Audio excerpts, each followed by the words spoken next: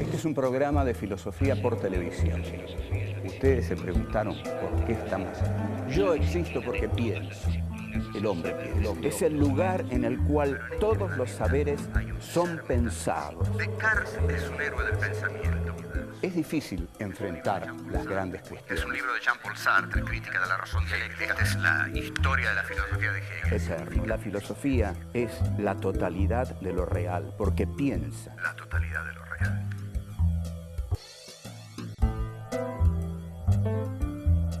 Sacad la filosofía a la calle. Sujetos, sujetados. Si la historia está en manos de Dios, ¿qué hacen los hombres? ¿En qué consiste la ruptura de Descartes con el pensamiento teologal del mundo de hoy? Descartes, un héroe del pensamiento.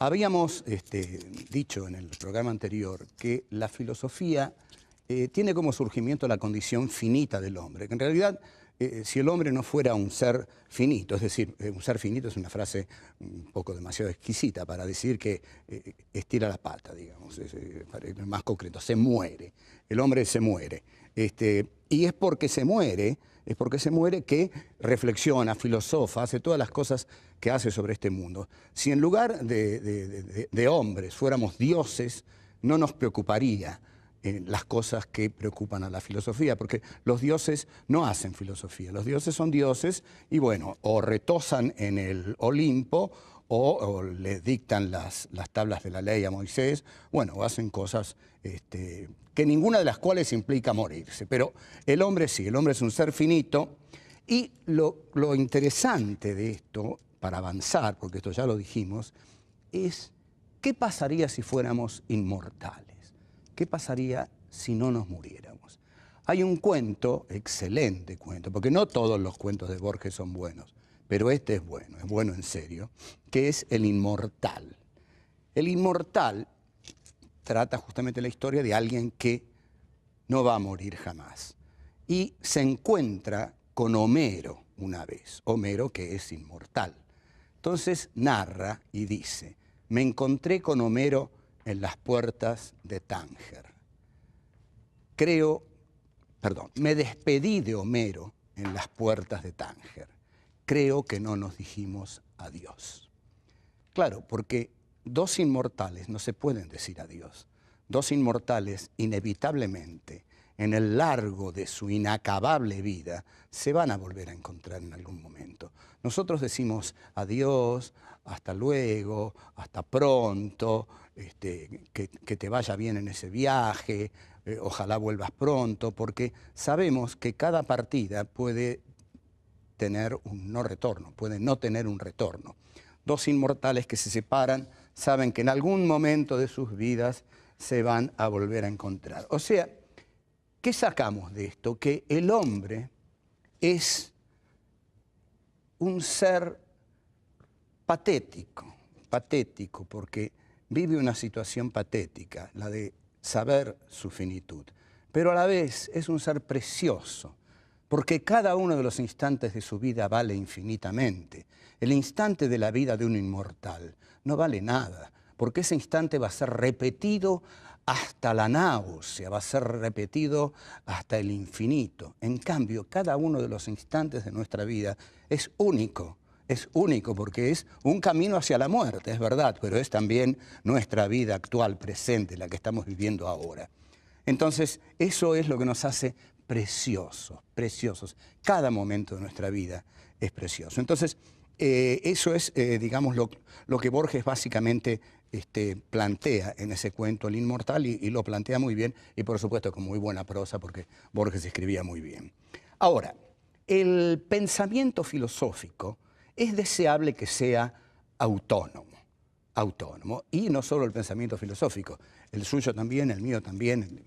En general, es conveniente, es recomendable que nuestro pensamiento sea autónomo, es decir, que sea nuestro, que no seamos pensados por el sistema, por darle este nombre así general a la cosa. Digamos, hay un enorme sistema que nos piensa, que piensa todo por nosotros, entonces nos ahorra la terrible tarea de pensar. A esto Heidegger lo llama vivir en estado de interpretado. Casi toda la gente de este mundo vive en estado de interpretado. Miren, les voy a dar un ejemplo de estado de interpretado. La ideología taxi, espero que los taxis, yo tomo muchos taxis, espero que no se enojen conmigo, pero generalmente uno sube al taxi y el taxista argentino tiene una costumbre muy peculiar, que es que uno sube y él le empieza a hablar. Esto es muy argentino, pero le empieza a hablar de lo que escucha por la radio. Entonces, apenas dice dos palabras, uno ya sabe qué radio escucha. Entonces uno puede decirle, mire, no siga hablando porque yo sé que usted me va a decir esto y esto. Ah, dice el taxista, ¿cómo lo sabía? Y lo sé porque eso es lo que dicen en la radio que usted escucha. Entonces, usted no está diciendo sus ideas, está diciendo las ideas de la radio que escucha. Usted no está hablando, está siendo hablado. Usted no está pensando, está siendo pensado. Usted vive en estado de interpretado. Sus ideas no son suyas. Lo que usted dice no le pertenece. Entonces, esta cuestión de vivir en estado de interpretado, Heidegger la va a llamar la existencia inauténtica. La existencia inauténtica es, ante todo, aquella que es incapaz de reflexionar de cara a la finitud del hombre. La existencia inauténtica es aquella que vive en exterioridad. Vamos a dar 2, 3 elementos de la existencia inauténtica. La avidez de novedades. Por ejemplo, la gente vive devorada por la avidez de novedades. Es decir, salta de una cosa a la otra. ¿Qué hay de nuevo en literatura? Tal cosa. ¿Qué hay de nuevo en moda? Tal otra. Por eso, digamos, la moda, que es un ejemplo total de la avidez de novedades, cambia constantemente, justamente para posibilitar y facilitar y promover el consumo. La avidez de novedades. Después está también lo que hay que leer, lo que hay que ver, etc. Todo esto tiene que ver con la existencia inauténtica. Es decir, son sujetos sujetados por el poder.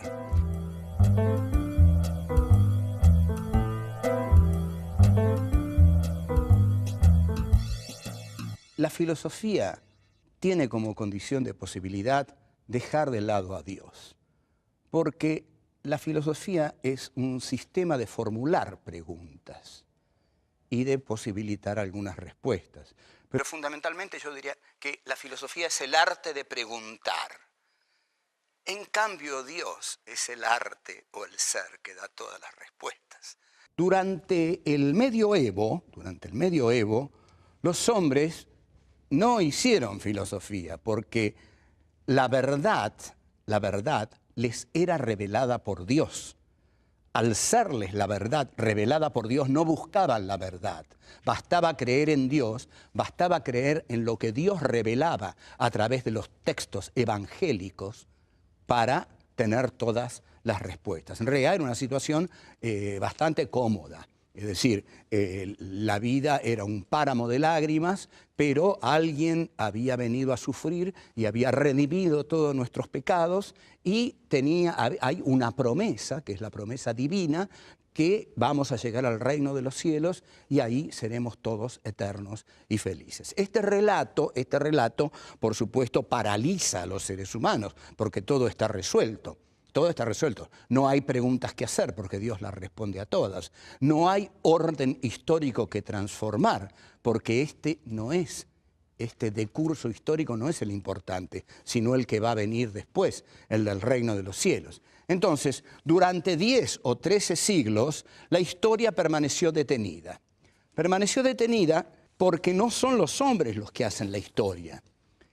Cuando los hombres se someten a la veracidad divina, al juicio divino, a la promesa divina, no toman la historia entre sus manos. El que está haciendo la historia es Dios. Es tanto lo que creen en la figura de Dios y de sus representantes terrenos, es decir, la Iglesia, que quedan históricamente paralizados. si a eso le añadimos el poder terrenal, despiadado de la Inquisición, entonces, efectivamente, los hombres trabajan, son labriegos y toda verdad es una verdad revelada por Dios. Y la duda que pueda tener cualquier hombre la tiene que ir a decir en el confesionario. Entonces, en el confesionario surge lo que Michel Foucault llama el poder pastoral. El poder pastoral es uno de los poderes más despóticos que se han instalado en la tierra. El poder pastoral es el poder de los representantes de la Iglesia en el confesionario. Es decir, ¿qué hace alguien cuando va al confesionario? Le va a decir al cura ante el cual se somete en el confesionario, le va a decir lo que le pasa. Padre, he pecado, o padre, he hecho esto, aquello, ¿verdad? Y el cura lo escucha y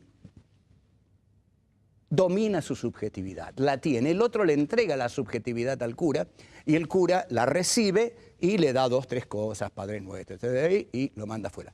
Entonces, hay un poder pastoral, dice Foucault, que se realiza a través de la confesión.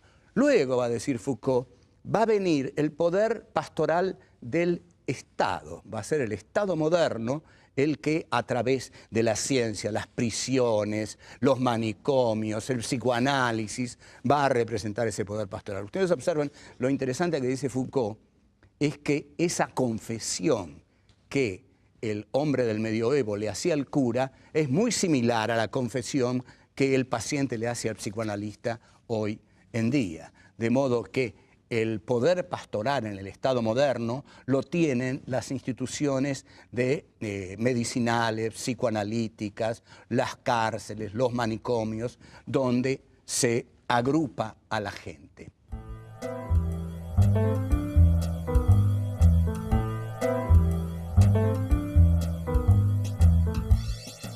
Colón, al descubrir América, escenifica la decisión del hombre prometeico de ir a la conquista de los territorios nuevos. Es una empresa capitalista porque Colón va a América para expropiar América. Entonces, cuando decimos que la conquista española de América implicó la muerte de 50 millones de indígenas, tratemos de sacar esta cifra de la estadística y de pensarla como lo que realmente es. Cada uno de esos 50 millones fue uno. Hay una frase que sobre el holocausto judío dice, no mataron 6 millones de judíos, mataron un judío y después lo mataron 6 millones de veces más. Entonces, esta conquista y este genocidio americano del hombre capitalista. Como los españoles eran algo lentos en esto, fueron aventajados por los piratas que robaban los galeones españoles que llevaban el oro y lo derivaban a Inglaterra, que se hizo la gran nación de la burguesía industrial. Ahora bien, en 1637 Descartes pone al hombre en la centralidad, desplaza a Dios.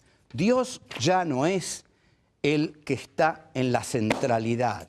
Dios ya no es el centro, el que revela la verdad a los demás hombres. Ahora, lo que es puesto en la centralidad de la explicación de la historia humana es el hombre.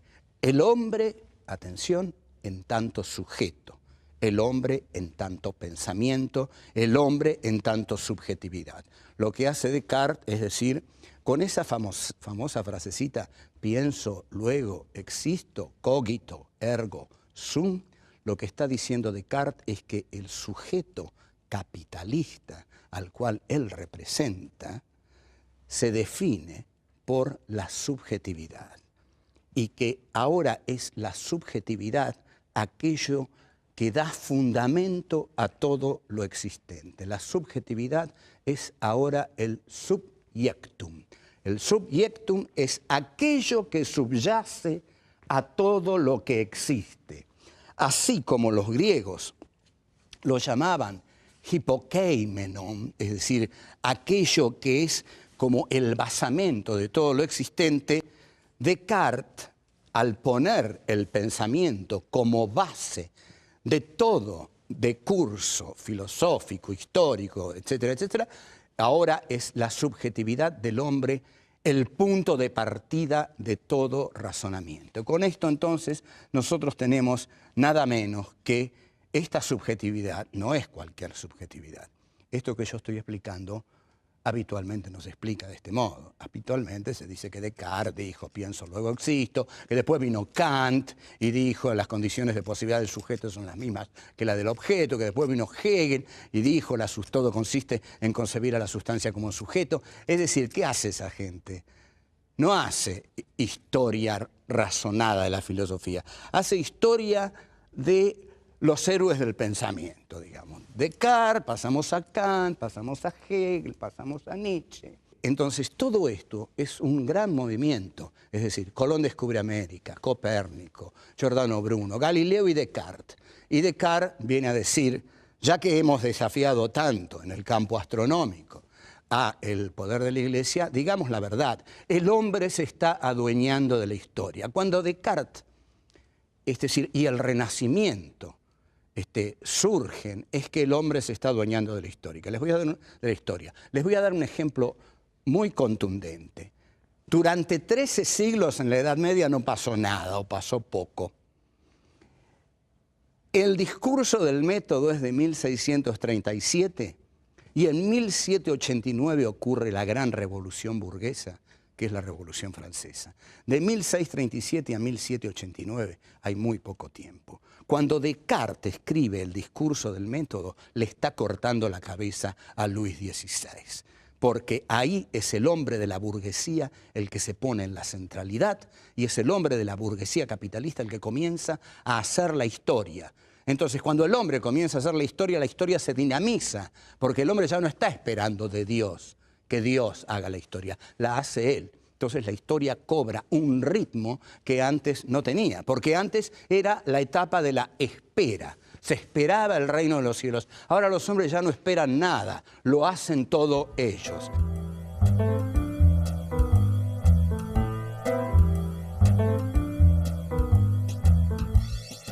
Hegel decía que Descartes era un héroe del pensamiento, y efectivamente lo es. Es un héroe del pensamiento del capitalismo burgués. Con Descartes surge la subjetividad capitalista. A algunos quizás les llame la atención que yo una a Descartes con el surgimiento de la subjetividad capitalista, pero es que la filosofía es así. La filosofía ocurre en medio de la historia, en medio de las relaciones de producción y en medio de las relaciones sociales de producción. Descartes es un señor burgués que decide que la subjetividad de su clase social, la burguesía, es el elemento fundante de toda la realidad. Entonces, Hegel, que también era un filósofo de la burguesía, lo llama héroe del pensamiento porque se ha atrevido a dudar de todo y sobre todo se ha atrevido a dejar a Dios como principio supremo. Entonces, la cabeza de Luis XVI, cuando cae, no es que sea Descartes el que le tiró la guillotina y la cabeza rodó, pero sí es el pensamiento de Descartes el que dio origen a ese proceso histórico que llevó a las turbulentas jornadas de la Revolución Francesa, la toma de la Bastilla y el decapitamiento de Luis XVI. Es muy interesante ver que el pensamiento de Descartes es subversivo. En la Argentina esta palabra tiene un triste recuerdo y en realidad cada vez que la decimos nos ponemos mal porque recordamos etapas muy, muy negras de la Argentina en las cuales ni por asomo este programa habría podido ser realizado. Es decir, todos los que estamos haciendo este programa, en otra etapa de la Argentina, salíamos a la calle y no existíamos más después. Pero bueno, porque ya nos estaban esperando. Pero Descartes, el pensamiento de Descartes es subversivo porque cuestiona el orden instaurado de la teología medieval, cuestiona el orden de la Iglesia y cuestiona el orden de la Inquisición. Por eso Descartes, que quizás no era demasiado valiente, escribió el discurso del método en Holanda, que era un país liberal donde todavía se podía escribir y pensar, porque en realidad un filósofo para pensar tiene que tener cierta tranquilidad de espíritu, no se puede pensar y estar esperando que a uno lo vengan a buscar para decapitarlo, tirarlo por ahí, ese tipo de cosas, ¿no? El pensamiento exige la libertad del contorno. Los regímenes autoritarios lo primero que hacen es establecer un dogma y prohibir el pensamiento libre. Eso ocurre tanto en la Iglesia medieval como ocurrió en el régimen soviético durante el estalinismo. Es decir, que se establece un dogma del partido y el que piensa fuera del dogma del partido es liquidado, Siberia. Bueno, entonces, el pensamiento de Descartes es subversivo porque lo subversivo es lo que subvierte, es decir, lo que subvierte es que cambia, lleva a que una cosa se transforma en otra, Y el pensamiento de la burguesía capitalista que expresa Descartes se expresa en la realidad a partir de la praxis de los revolucionarios franceses. Hay cosas notables que influyen en la historia. Una de las cosas que más decidió el ímpetu salvaje de la Revolución Francesa fue el pensamiento, por supuesto, de los ilustrados, el pensamiento de la Ilustración, los que escribieron la enciclopedia, Diderot, d'Alembert, Rousseau, Voltaire, pero hubo una frase de María Antonieta que llenó de indignación y de fuerza revolucionaria a toda la población, al menos a las clases que pasaban hambre. Le preguntaron a esta reina, le informaron a esta reina que el pueblo tenía hambre. Y célebremente, María Antonieta dijo, ¿por qué tiene hambre el pueblo? Y le dijeron, porque no tiene pan. Y ella respondió, bueno, que coman pasteles. Y este fue uno de los motivos que dinamitó la Revolución Francesa. Esa frase resultó intolerable para la plebe, y la plebe, a partir de esa injuria, decide rebelarse y la revolución se desata. Como vemos, a veces basta un elemento de irritación para que una situación encuentre el desenlace histórico detrás del cual estaba. O sea, 13 siglos de Edad Media no resuelven nada y la subjetividad del hombre capitalista de la modernidad se arroja en una historicidad desbocada que en poco más de un siglo produce un hecho trascendental como la Revolución Francesa. La Revolución Francesa pone al hombre capitalista en la centralidad. Es la burguesía capitalista la que se adueña del poder. La monarquía pertenece al pasado. Una revolución consiste en poner en el centro de la historia a la clase históricamente más moderna, más revolucionaria. Entonces, la aptitud que va a tener el hombre capitalista es la aptitud de hacer la historia. Como vamos a ver, y esto va a volver muy apasionante en nuestro curso, el capitalismo va a generar su antagonista, que va a ser el proletariado. Y eso nos lo va a explicar el cabezón barbado, Marx, que vimos ahí. Ahora lo dejamos aquí, yo qué sé, me voy, porque la filosofía tiene que salir a la calle y ensuciarse un poco. Usted vive en estado de interpretar. Sus ideas no son suyas. Lo que usted dice no le pertenece. La filosofía tiene como condición de posibilidad dejar de lado a Dios. La Revolución Francesa significa el asalto al poder político por parte de la burguesía, que ya